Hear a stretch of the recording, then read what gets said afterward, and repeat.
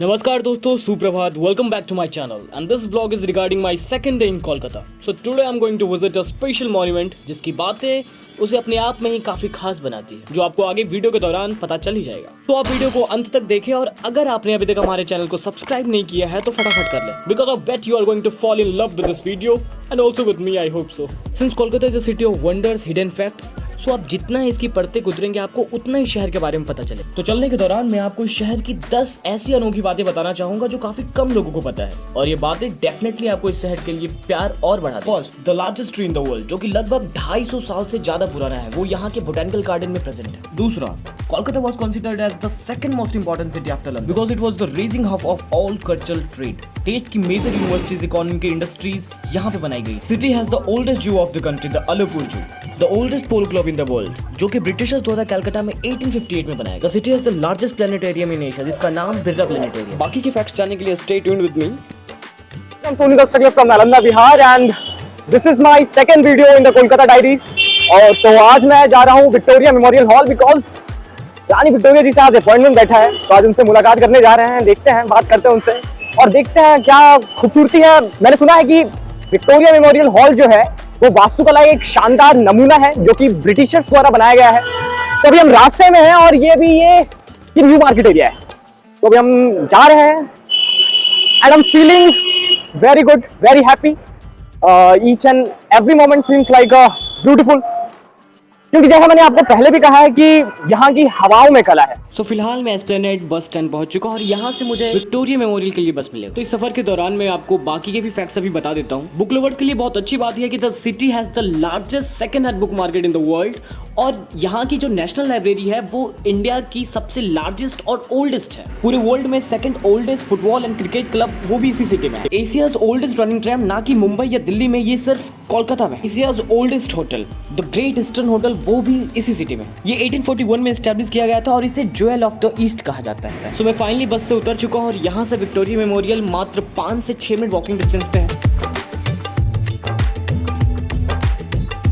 So guys, हम finally Victoria Memorial hall पहुँच चुके हैं और सबसे पहले मैं यहाँ पे टिकट लूँगा. सो मैं जाता हूँ, अभी काउंटर पे जाता हूँ. सो मैंने टिकट खरीद लिया है जो कि मात्र मुझे 30 रुपये का पड़ा है. और अगर इसकी टाइमिंग्स की बात करें तो ये ट्यूसडे टू संडे मॉर्निंग 10 बजे से लेके शाम 4:30 बजे तक खुला रहता है. All I can say what A beauty. कुछ ऐसा चढ़ा शहर का रंग उस पर, इमारतों की भीड़ में वो पत्थर हो गई. खूबसूरती ना ही चेहरे में होती है ना ही लिबास में, ये तो महज नज़रों का खेल है, जिसे चाहे उसे हसीन बना दे. तो इस मॉन्यूमेंट को देखने मैं पहुंच चुका हूं क्वींस वे के रास्ते, और इस ब्यूटीफुल मॉन्यूमेंट का निर्माण ब्रिटिश गवर्नमेंट ने 1906 से लेकर 1921 के बीच में बनाया था, जो कि क्वीन विक्टोरिया की याद में बनाया गया. क्वीन विक्टोरिया 1876 से लेकर 1901 तक इंडिया की शासिका रही. अगर कहा जाए तो it is the largest monument जो किसी मोनार्क, राजा या शासक को समर्पित है. 64 एकड़ की एरिया में फैला हुआ ये खूबसूरती का ये शानदार मिसाल अब एक म्यूजियम की तरह रह गया है, जो कि मिनिस्ट्री ऑफ कल्चर की देखरेख में आता है. जनवरी 1901 में रानी विक्टोरिया के मरने के उपरांत लॉर्ड कर्जन साहब ने इस स्मारक को बनाने का सुझाव दिया. इस स्मारक के निर्माण की कुल लागत 1 करोड़ 5 लाख रुपए है, जो कि पूरी तरह से भारत के राजकुमारों और आम लोगों के द्वारा अपने इच्छानुसार दान के द्वारा इसकी पूर्ति की गई थी. इसके निर्माण का काम messrs Martin and company Kolkata को सौंपा गया. इसके आर्किटेक्ट विलियम इमर्सन साहब रहे, जिन्होंने इसका डिजाइन इंडो सार्सेनिक रिवाइवलिस्ट स्टाइल में किया, जो कि ब्रिटिश और मुगल के एलिमेंट्स का मिक्सचर है और वेंथियन, इजिप्टियन, डेक्कनी स्टाइल से प्रभावित है. तो आप समझ सकते हैं कितना शानदार नमूना ये बनाया गया है. अगर इस बिल्डिंग की डायमेंशंस की बात करें तो ये 103 मीटर लंबा, 69 मीटर चौड़ा और 56 मीटर ऊंचाई तक उठा हुआ है. और ये पूरा मॉन्यूमेंट मकराना मार्बल से बना हुआ है, जो कि ताजमहल में भी सेम मार्बल यूज हुआ था. इस मेमोरियल के सेंट्रल गुंबद के ऊपर एक मूर्तिनुमा आकार बना हुआ है, जिसे हम एंजल ऑफ विक्ट्री के नाम से जानते हैं, और ये 4.9 मीटर्स लंबा है. विक्टोरिया मेमोरियल में 25 गैलरीज है, जिनमें से कुछ के नाम royal gallery, the national leaders gallery, Kolkata gallery, portrait gallery इत्यादि है. तो गाइज, ये रहा सेंट्रल गुंबद और इसका अंदर का दृश्य, और ये रही हमारी रानी विक्टोरिया, और ये रहा मैं, और मैं इनकी इस प्यारी प्रतिमा को देखकर मंत्रमुग्ध हूँ. तो चलिए फिर हम साथ ही साथ आगे की ओर बढ़ते हैं और आपको इस इमारत का पूरा भ्रमण करवाते हैं.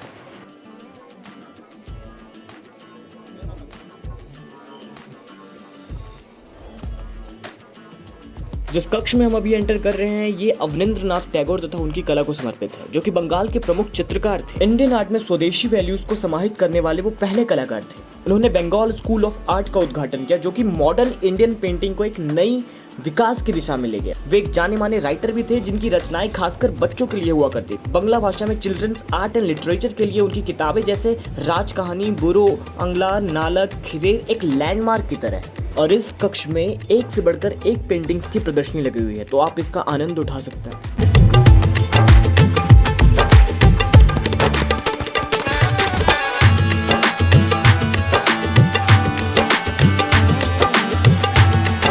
तो अब मैं ऊपर की आर्ट गैलरी की तरफ चलता हूँ और मैं थोड़ा थक भी गया हूँ। और अभी जो हम आर्ट गैलरी देखने वाले हैं उसका नाम विप्लवी भारत है, जो कि हमारे माननीय प्रधानमंत्री श्री नरेंद्र मोदी जी के कर कमलों द्वारा 23 मार्च 2022 को वीडियो कॉन्फ्रेंसिंग के जरिए इसका उद्घाटन किया गया। पीएमओ के अनुसार इस गैलरी का उद्देश्य भारतीय स्वतंत्रता संग्राम में क्रांतिकारियों के योगदान को दर्शाना है तथा इस गैलरी में 1947 तक की घटनाओं का एक होलिस्टिक व्यू देखने को हमें मिलता है। हाल आप अभी एक फेस स्कैनर को देख रहे होंगे, जो कि आपके अंदर के क्रांतिकारी को पहचानता है। इसके लिए आपको इस मिरर के सामने 1 से 2 मिनट तक आपको खड़ा रहना पड़ता है, जैसे ये दीदी कर रही हैं। और ये रहा इनका फाइनली क्रांतिकारी चेहरा, जो कि एक मेल का है। वाह, मतलब ये स्कैनर मेल फीमेल में डिस्टिंग्विश नहीं करता, ये चलो अच्छी बात है। तो हम आगे की ओर बढ़ते हैं, अब देखते हैं।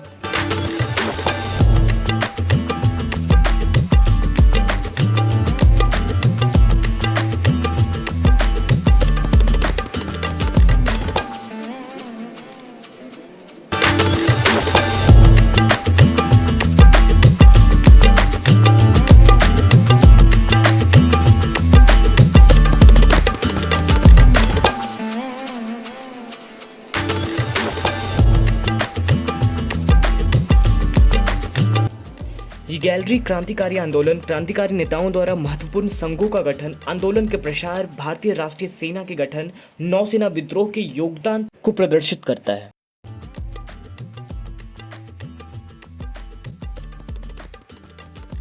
अब जो अभी ये पेपर की प्रतियां देख रहे हैं, ये बिल्कुल ओरिजिनल है, जो कि उस समय की ही प्रिंटेड है। और यहाँ पे हमें वीडियो के जरिए बहुत सारे आंदोलन चाहे महत्वपूर्ण घटनाओं के बारे में बताया जा रहा है।